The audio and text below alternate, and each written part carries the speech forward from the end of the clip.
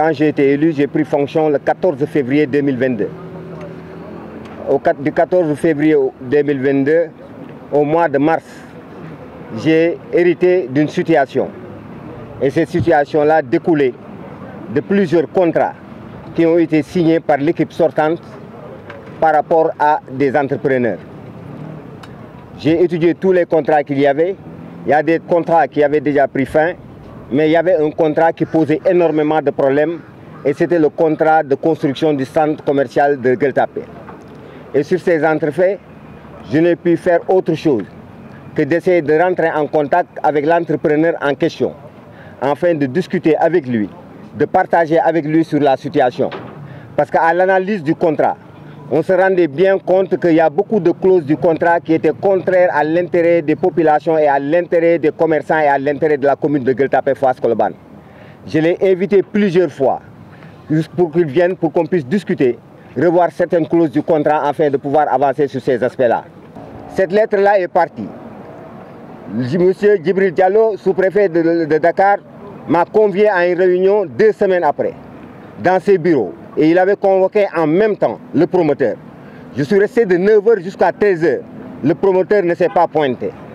Et comble du sort, le promoteur lui envoie en réalité un message pour fixer l'heure, le lieu, la date de la rencontre qu'il devait avoir avec le sous-préfet.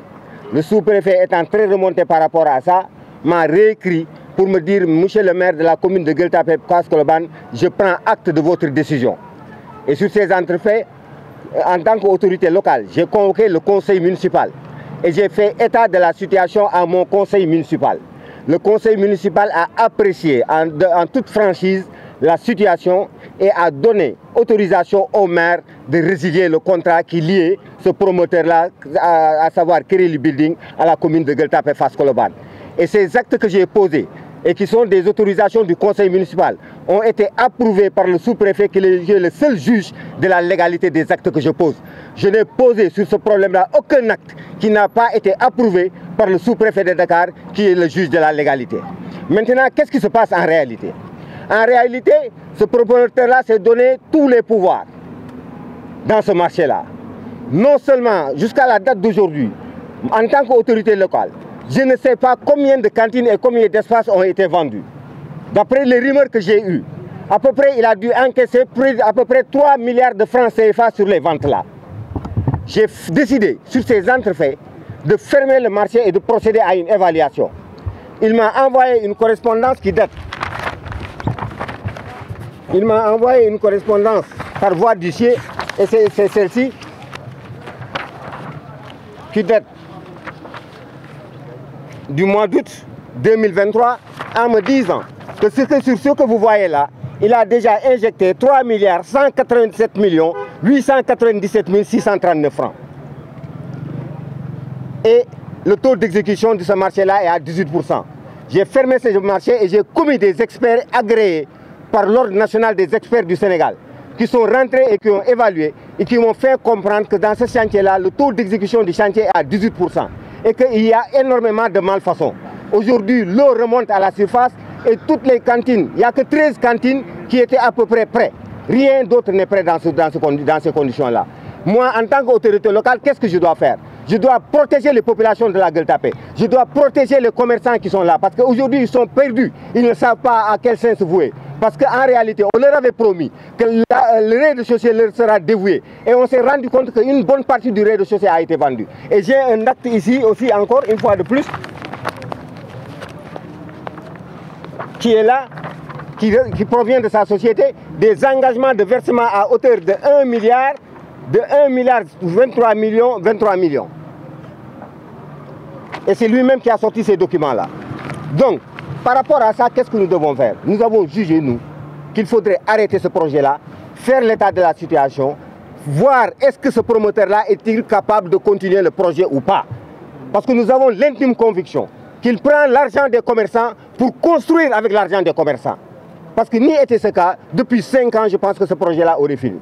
Ensuite, dans son contrat, il avait 10 mois pour achever ce chantier-là.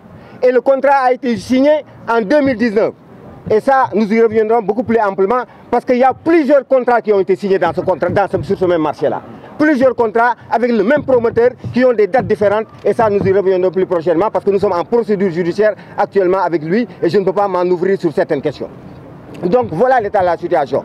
Comme il fait encore, qu'est-ce que ce promoteur-là nous fait? Ce promoteur-là va chercher une société qui s'appelle Africa Invest. Une société qui s'appelle Africa Invest. Et il se permet maintenant de céder le contrat de la commune de Gueule Tapée Fass Colobane à Africa Invest à l'insu de la commune de Gueule Tapée Fass Colobane. Ça veut dire tout simplement que si cela avait été passé, nous, un jour, on se réveillerait un jour pour voir tout simplement que c'est un nouveau promoteur qui est là, en train de construire sur quoi et sur quelle base, nous ne le saurons pas. Voilà donc l'état de la situation actuellement du marché. Et je lance un appel aux autorités.